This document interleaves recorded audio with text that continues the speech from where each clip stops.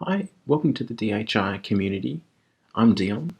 What I want to do with this month's first lesson is give you an inside view of how you can take an idea from its conceptual stage right up to your final artwork. By the end of this month, you'll have one working method in an illustration technique that you can apply to your future work, whether it be personal, for your portfolio, or professional work. I've broken these lessons down into 4 weekly classes to give you enough time to follow along, implement the ideas, and still have a life. Okay, so today's first lesson we're going to look at developing some thumbnails for a book cover idea using Copic markers for the initial sketch. For your project, what I'd like you to do is imagine you've been asked to illustrate the cover of your favourite novel. Think of it as your dream job and something you've always wanted to work on, and you've dreamt of this moment your whole career. So for me, my book cover idea is going to be based on the classic 1965 science fiction novel Dune, written by Frank Herbert, and you're welcome to follow along my exact process and replicate what I'm doing as your personal project if you wish, but you can use your own book if you like. In my version of the cover artwork, I want to capture the look and feel of the desert planet Arrakis and its people, the Fremen.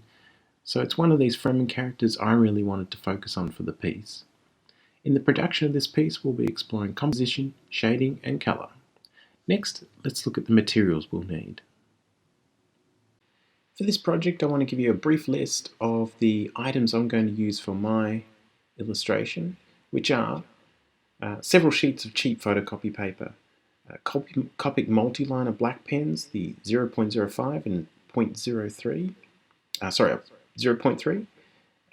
pencil leads, 2H lead, a B lead, pencil eraser, the various Copic markers, BV31, V12, E13, N3, N4, N6, B23, R43, E15, and the number 100 black.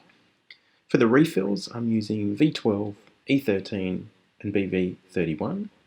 I've got a bottle of the colourless blender from Copic, which is number 0, a plastic palette, cotton buds, and various various colour pencils from Polychromos, the Warm Grey 3, Cinnamon 189, Bistro 179, Violet 160, and Black 199. Alright, next let's look at the working space that we'll be doing our illustration in. The first part of the design process for this cover is to work out the space to work with. Unlike real life or a film with an infinite canvas, a book cover, poster, or comic book panel has a finite space that the artist can work within. The easiest way to know the space or dimensions you'll have to work with are to ask the project manager, generally the art director or editor, what are the book dimensions?